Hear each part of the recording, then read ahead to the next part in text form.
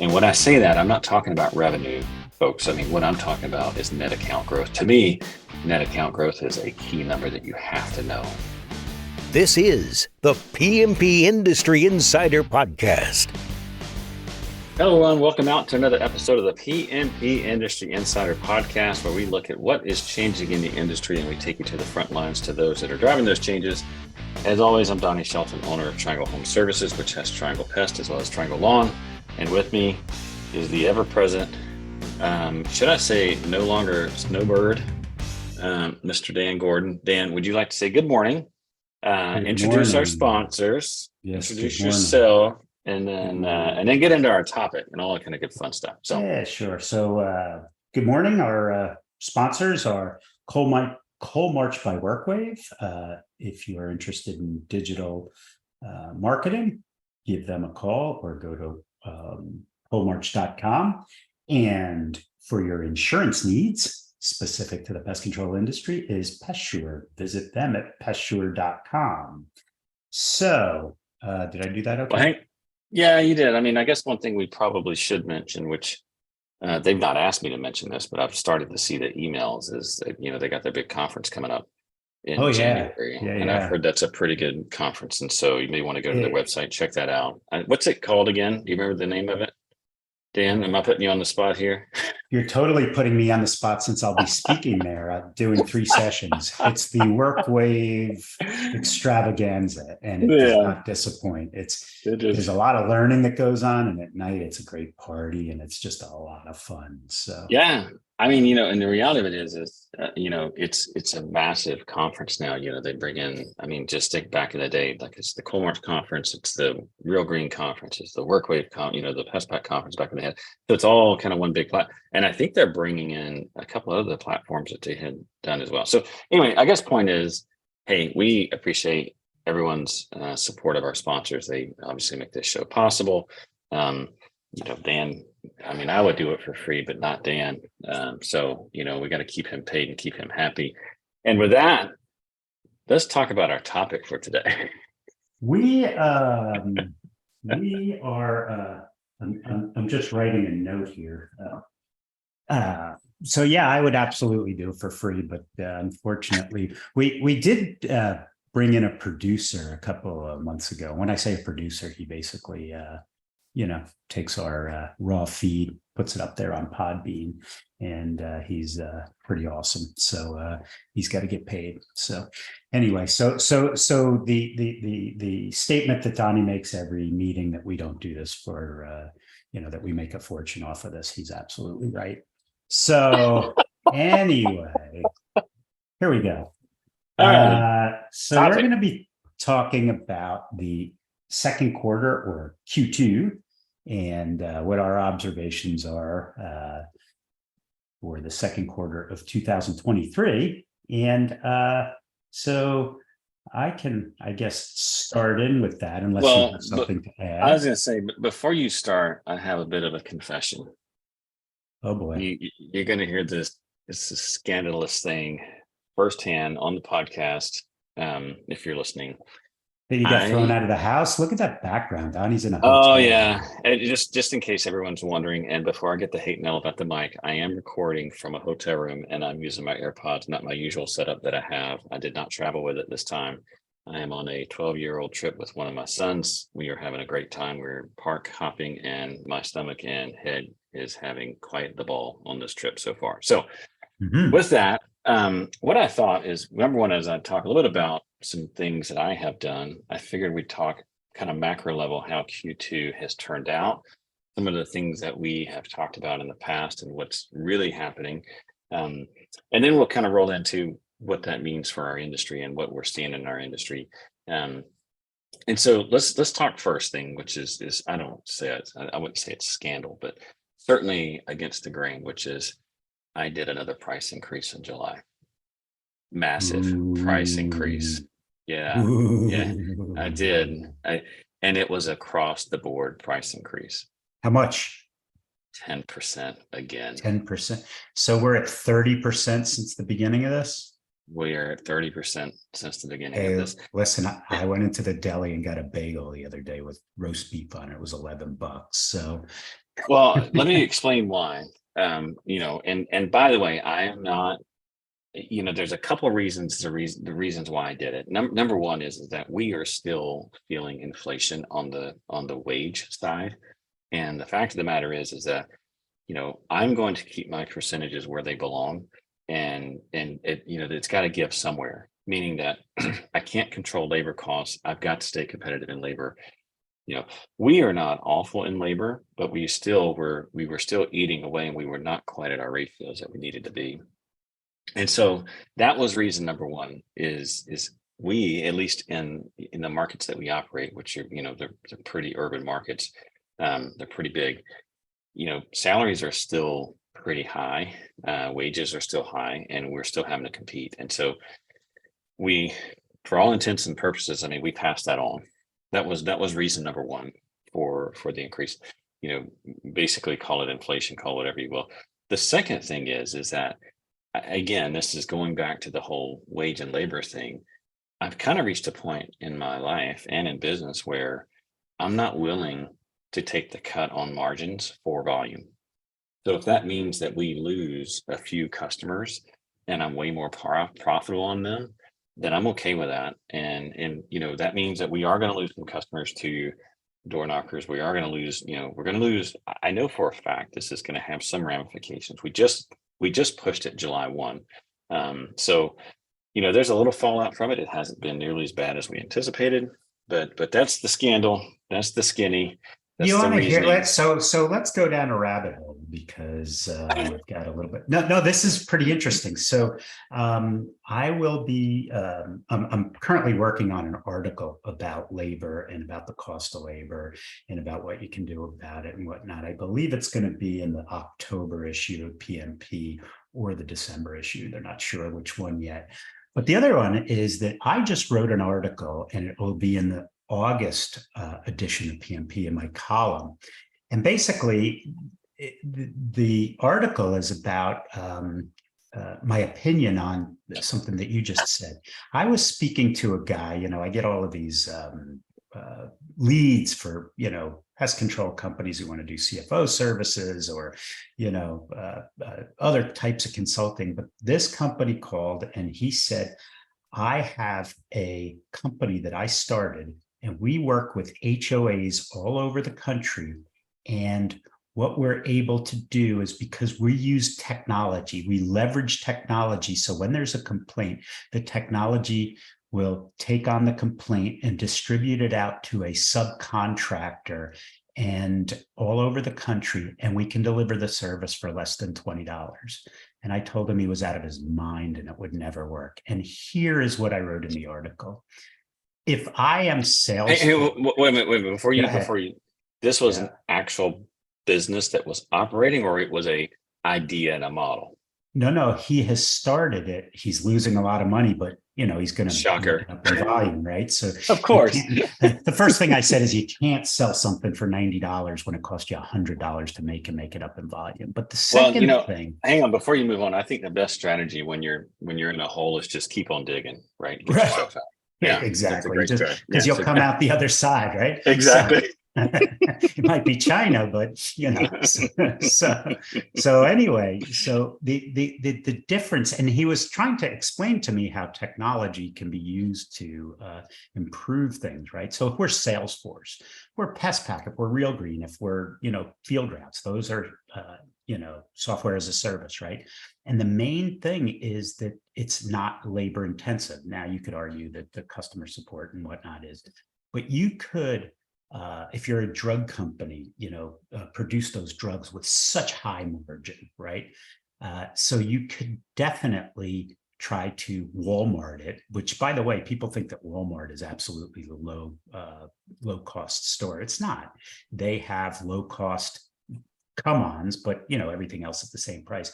But when you introduce labor, that's not something that like big screen TVs used to be $2,000 and now they're $700. You can't do that with labor because labor just keeps going up. So if you're going to compete and try to improve margin, it's going to be on efficiency and it's going to be on pricing, route efficiency or pricing. neither of those two things allow you to lower your prices. And to try to produce work that not only are you not going to perform, but you're going to give it to a subcontractor and try and take a spread off of it and have it be under $20. That's a one-way ticket to the bankruptcy court. It absolutely is. Bless you. Jeez. Okay. Well, if you're watching YouTube, you know I just sneezed. If you're not listening, I muted you out. So yes. Yeah. So I guess long story short is, my take on it was, we went back and forth on this as a team. People like, it's risky as all get out. We don't know if we should do it. After thinking it through, I'm like, the reality is that this is what's happening in labor.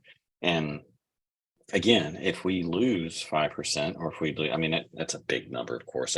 But I'm making the point that we are at a point now where it's like we have to make the adjustment for inflation. And again, this is market specific. I'm not advocating that all of our listeners go out and raise prices. I do advocate that you stop and take a look at what's happening with labor, what's happening with your customer base, and making sure that you keep your ratios in the spot, right? So that's the key, right? Those are the ratios. If you go and look at our cost study, I'm often told, hey, why don't you update the cost study to this year and do one every year? The reason is because it's the same every year. They're in percentages, right? This industry's been around for a long time and those ratios don't change. The labor percentage is the labor percentage. Now, if it's going to go from $10 to $15 an hour, 15 to 25 or 25 to 30, you've got to either up your price or increase your efficiency, but your labor percentage should be somewhere around 20 to 25%. That's it, right? And if you can't achieve that, then you're not going to make a profit. And I would say, if you're listening and you traditionally have looked at numbers like how many, number of stops doesn't change that much, but how much revenue is your route producing, you really need to pay attention to the ratios because, right now, I remember back in the day, and I say in the day when I started, if a route was producing 12 to 15,000, that was considered a good route. Now it's 27 to 30, it's north of 30,000 to be considered good.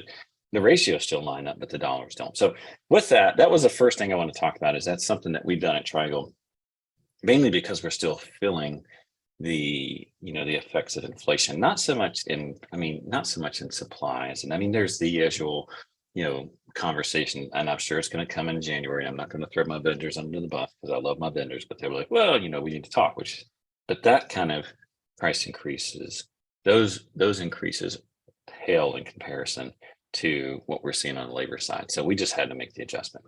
Okay. So that was the scandal. That was the confession, whatever you want to call it. Second thing, let's talk big picture economy now. Now we last year, I think in midsummer, probably even been in like a year ago, we've been pounding this thing about, hey, recession's coming, recession's coming, recession's coming. I am, maybe I'm just being negative, but I don't think we're in a recession. I also don't think we're out of the is one. that negative or is that positive? I'm not sure what it is. Because it is negative. I'm talking about my outlook. I think, at the end of the day, at least in the markets that we operate, we are definitely seeing a slowdown. We're seeing a slowdown in housing. It's not bad, right? It's not like it's been like, oh my gosh, it's, everything dropped off. It's not 2009. It's not 2000, right? It's not like kind of these massive corrections that we've seen, but we're definitely seeing a correction, especially in the case of new homes.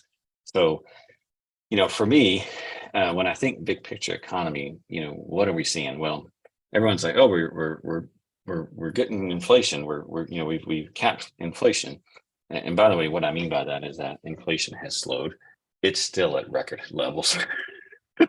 Well, no, it's coming down, but it depends on which price and serve. Like what I'm saying, the rate at which it's going up is slowing, but it has not returned to what it was before. I guess is the point I'm making, is that so it was high before, it's no longer growing like it was, but just because it's not growing doesn't mean but it's flipped backwards. But there are certain things like labor, you're right, is I think the latest reading was in the 4s, which is half, but that's what's going on. But you said something interesting about the housing slowdown, and that's caused by interest rates, because interest rates are going up and to fight inflation and everything else. what's really interesting is congratulations to my clients last year and the year before who were pre-treaters who sold their businesses at the height because No doubt. and we told them that, hey, you better sell now because this is going to be a problem.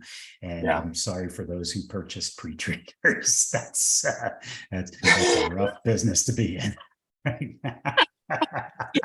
I think, let me just I translate just that for our ruined audience. I just ruined, I just pissed off my the Oh, people who are gosh. buying the companies that we offer. But look, it is what it is.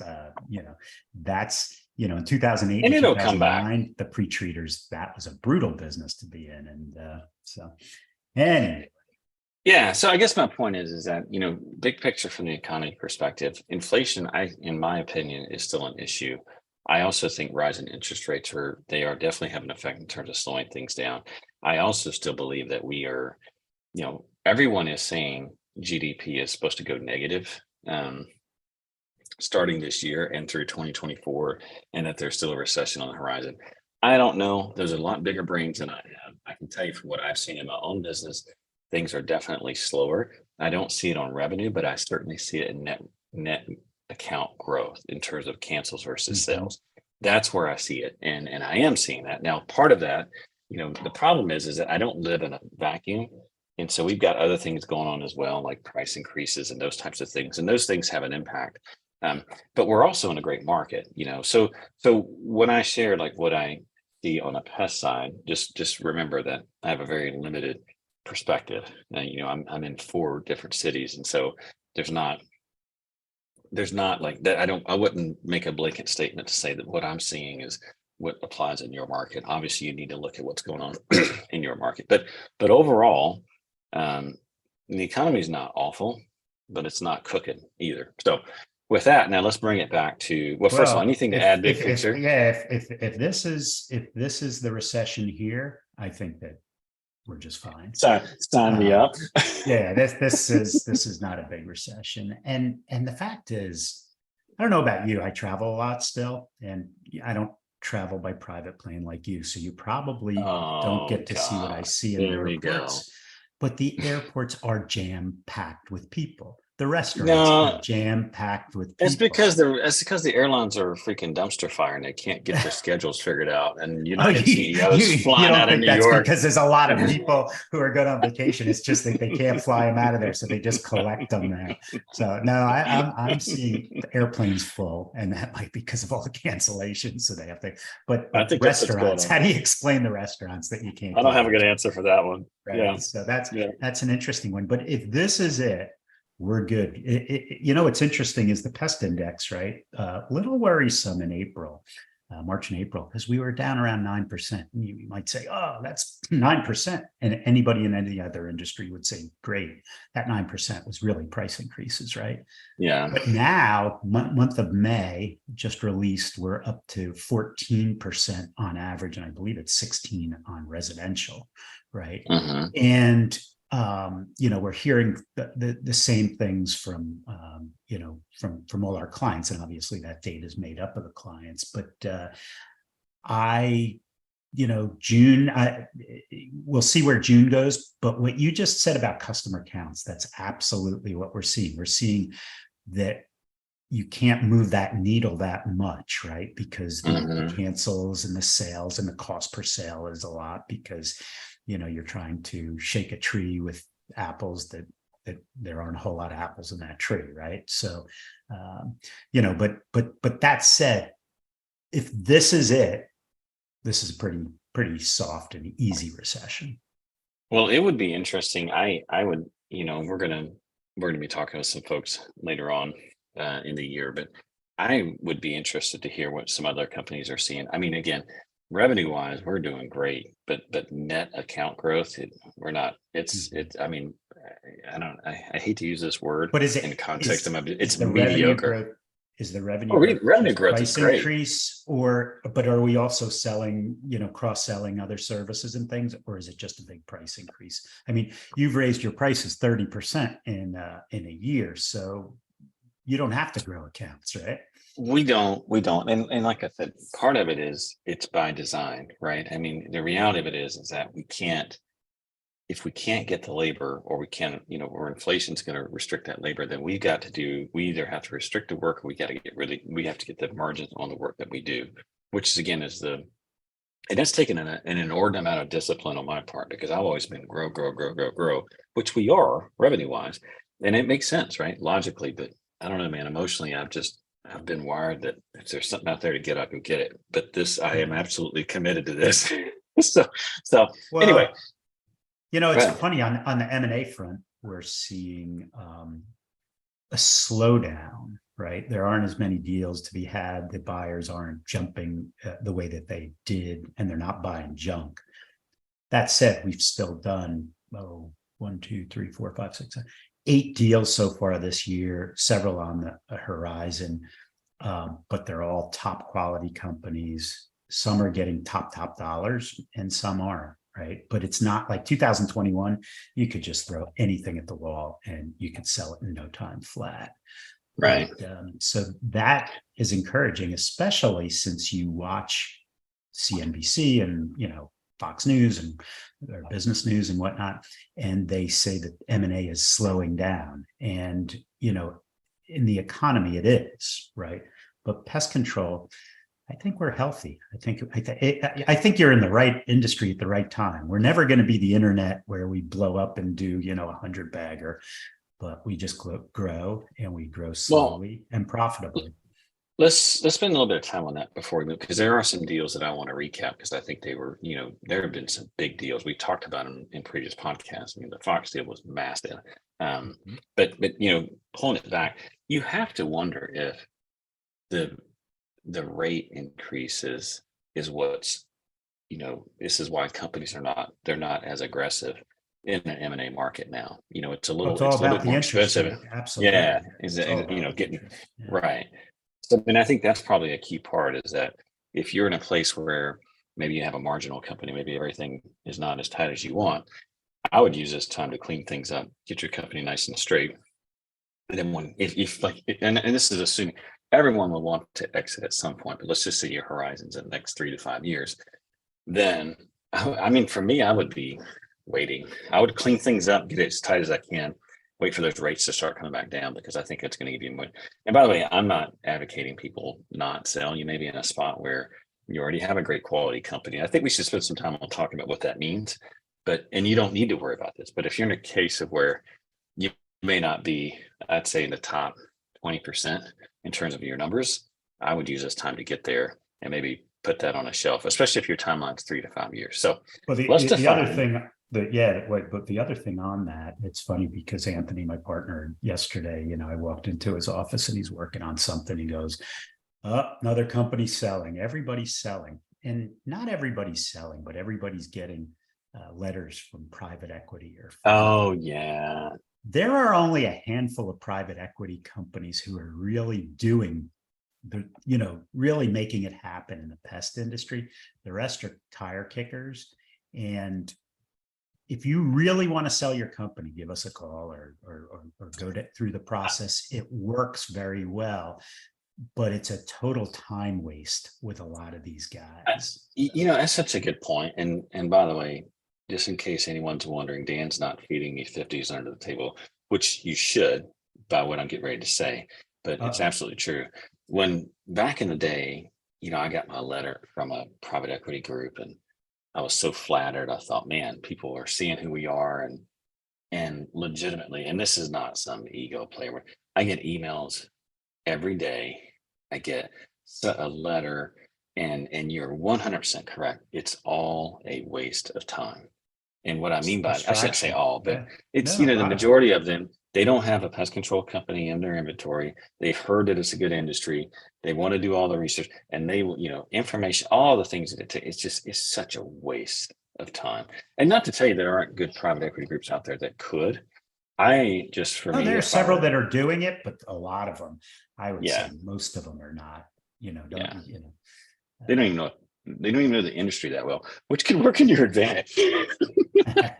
Well, you're absolutely right. Even some of the guys who are entering and starting to buy, they don't understand the industry and they're buying a lot of crap. So, Yeah. and Tim Mulrooney, take note of that, because he and I spoke about that, and he's like, "No, private equity is good for the industry," and it could be, but there's a lot of guys who are getting duped. So anyway, yeah. All right, so let's bring it back to our industry. We obviously need to wrap up Q2 here. I mean, overall, I can tell you, big picture from the economy perspective, big picture from the industry perspective. Again, things that I see, and Dan, obviously, he has a lot more. He's more plugged into the back end numbers. But I think overall, if I were to do a blanket statement, I would say not great, not awful, better than expected. Yeah. At least absolutely. no, the sky was falling, and it didn't really fall. It maybe rained a little bit, but yeah. But it's not over. So let's switch over to lawn care, because we've talked about that quite a bit in the past, and there's some interesting things happening in that industry, and I think they're very positive. Way more. I shouldn't say way more positive what's happening in Pest, but it seems like lawn is catching up to Pest in terms of multiples, in terms of value. And I don't know as far as M&A activity, but I'm actually glad to see it. It is a ton of it. And it's something that I've always wondered, why not? Why not? And I have a theory on it. And my theory is this, that pest control, if you go back, I don't know, 10, 12 years or so, the multiples in pest control were pretty much, 1-to-1 on revenue, maybe a little bit more, but not a bunch more. And what happened was you had all of these guys, you had Rentokil come over from London, you had Anticimex come over from Sweden, and they wanted to enter the US market, and they did in a big way. And then you had Terminix and Rollins, and, they not to be outdone. And so that drove it up, right? So you got these big companies, these big villains who are taking over all the little guys, right? Lawn care, you basically had one, and it was True Green. Right. And whatever they wanted to pay that's pretty much all you could sell it for.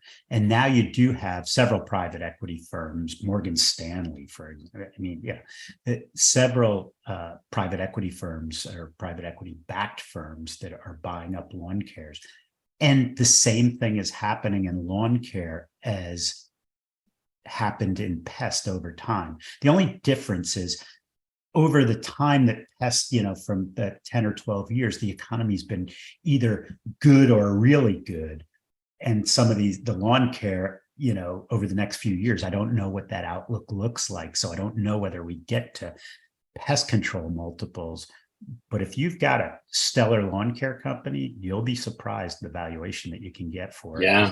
Some deals at some pretty high valuations in lawn. I was going to say, and we've seen some pretty big M&A happen on lawn care. Absolutely. Some friends that I've had that have decided that now is the time, and good for them, right? But it's interesting because I own both. I own the Pest and I own a lawn care company, and it could be just the fact that I started Pest and I'm a pest control company that does lawn care, but it seemed a lot harder to do lawn care than it does for Pest. And the lawn care companies are a lot scrappier than Pest. Pest is pretty straightforward, man. You do your thing, and I mean, you got guys out knocking doors, and there's some competitive things, those types of. But as far as like price cutting and some of the other tactics that you see, it's just not as prevalent in pest control as it is in lawn care. And I mean, you got to be careful, at least in the markets I operate in, and back in the day when I would go around the country and work with lawn care companies. Man, you just had to watch your back, because it would, prices would get cut. Someone would cut you if you didn't watch yourself, is all I'm saying. So it's just an interesting lawn industry. care guys tend to give things away. If you look at a P&L of a good lawn care company, they're giving away, or they're discounting, prepay discount, all these different discounts. I never really approved of it or understood it. Why would you discount? Yeah. And I've got I guess that's another confession. We do a little bit of that too. We just do. We can't be competitive. I shouldn't say we can't. We have not been successful without doing those things, just because of the pressure that we have in our market. So I am definitely guilty of one of those. You can put that on my noggin. So let's bring it around and let's finish out. Let's talk a little bit about things that well, first of all, bringing it back to our market.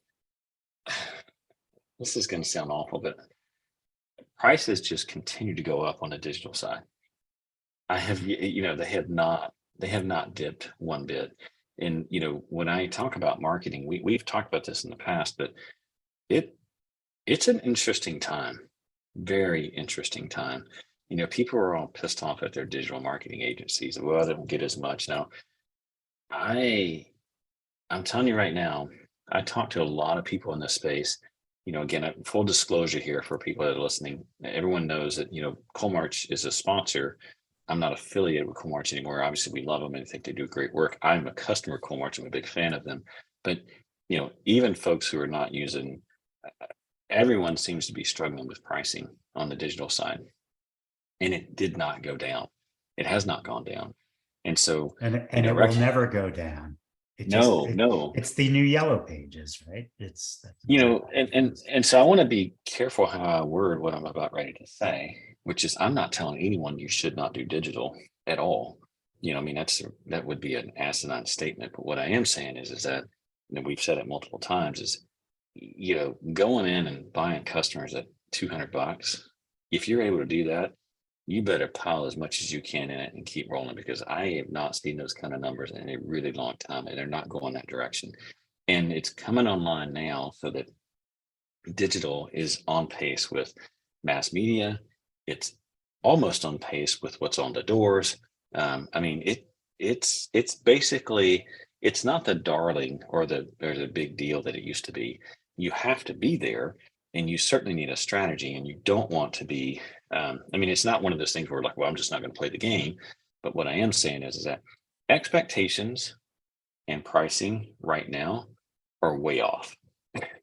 Right. Way off, because people are used to being like, oh yeah, man, on digital, we may not get all the volume, but we're able to do it at $200-$300 a customer. And I haven't seen those numbers in a long time. So here's the interesting thing, right? So while digital was cheap, right, you could think about your P&L. So if you have a normal marketing and sales spend, your company should be doing 20% or so on the bottom line. However, in that P&L, and you look at the 10Ks of Rollins and when Terminex was public and Rentokil and whatnot, that marketing spend is about 7% of overall revenue. That's because most of the revenue is legacy and doesn't have marketing costs associated with it. However, if you're paying 20% of a contract to get a sale, then you break even on that contract. Maybe you lose a couple bucks.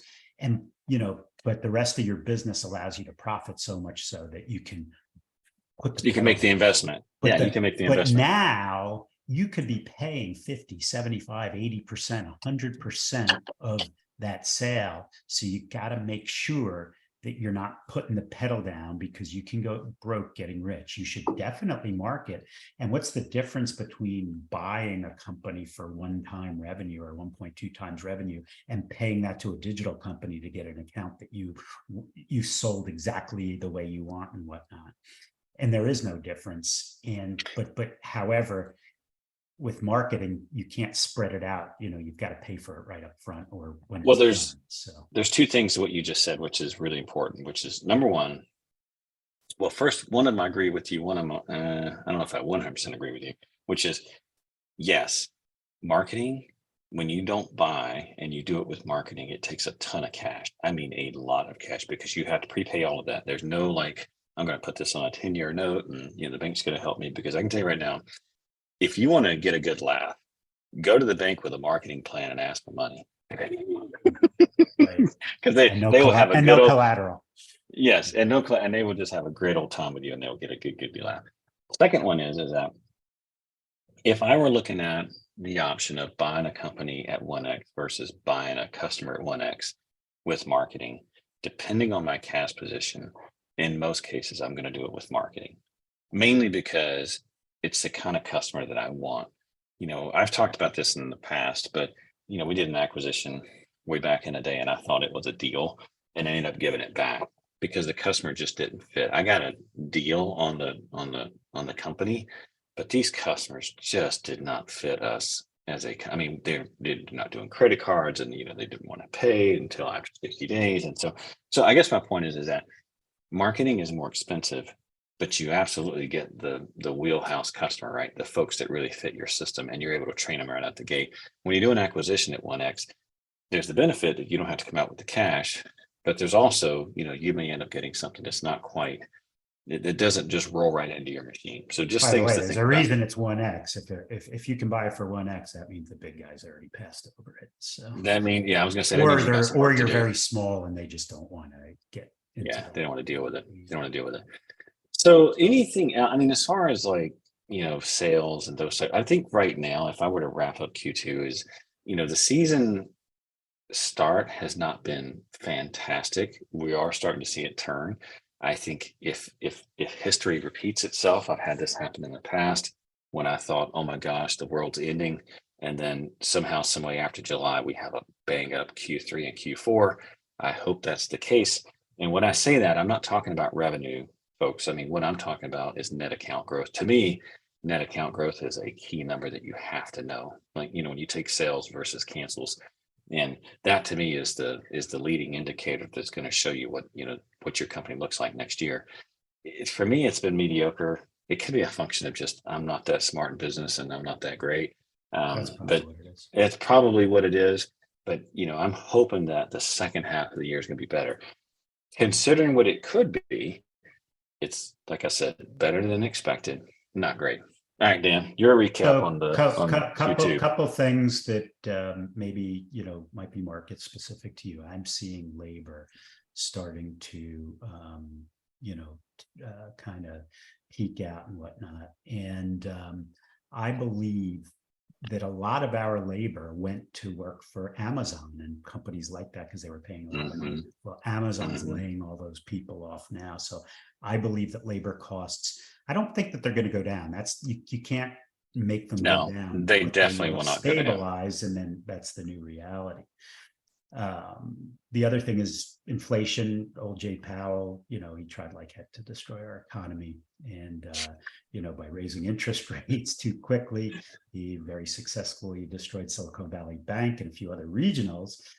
But he did manage to, and he will manage to curtail inflation.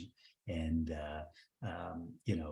but it's kind of like putting a finishing nail in with a sledgehammer, and there's going to be a lot of fallout. So, and fuel costs, they're going to go up and down. It was kind of interesting that, oh my gosh, the Ukrainian war, that's the reason for fuel. Well, the Ukrainian war is still going on, and fuel has come back in. So yeah, fuel is in a good spot. Yeah. yes. Yeah, no, I mean, I think overall, I mean, if I were, again, I'm not some Notre Dame, and I don't have Dan's brain.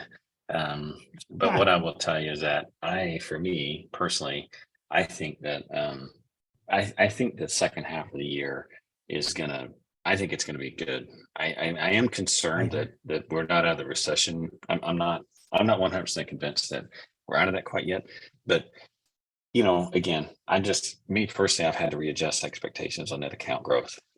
I mean, we are absolutely seeing it in the markets that I operate in. It's heavy in tech, and we are definitely seeing the effects of that. It hasn't been awful, we're still, but it's just not been fantastic. So, okay, anything else to add before we finish up here, Dan? No, I think that's it. I think that the message is cautiously optimistic. I think it is better than what we thought it was going to be, and I agree with you. I think Q3 and 4 are going to be a little bit better, and I think 2014 you're going to see interest rates start to fall. And when that happens, I don't know that you're going to create the frenzy in the stock market and the M&A market and everything that you did, just recently. But you may, because you never know. So I think that the key is to improve your company and make sure that you're ready to either make a profit or sell it for as much as you can or whatever. But don't, build your company properly. Make sure you have recurring revenue. Make sure that your EBIT is 20%. Make sure that you're growing at least what our index says, because that's the small business pest index, not what the big boys, Rollins, when Rollins grows 10%, that's a lot of money, right? And so they don't grow at 20 or 25%, but those are some of the things that you can do to kind of All right. Well, let's just take it home here. For those that had a listening ear there with what Dan just said, just add 10 years to his 2014 prediction about what's going to happen there, and we'll make it 2024. He said 2014. I'm just giving you crap there, Dan. I did that. You did that. So just let everyone know, add 10 years. And with that, just a reminder, all the resources and topics that we talked about today is available on the podcast website, pmpindustryinsider.com. Just take a look under show notes.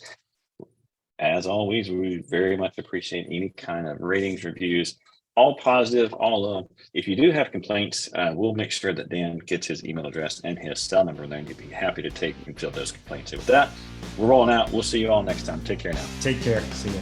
Bye-bye.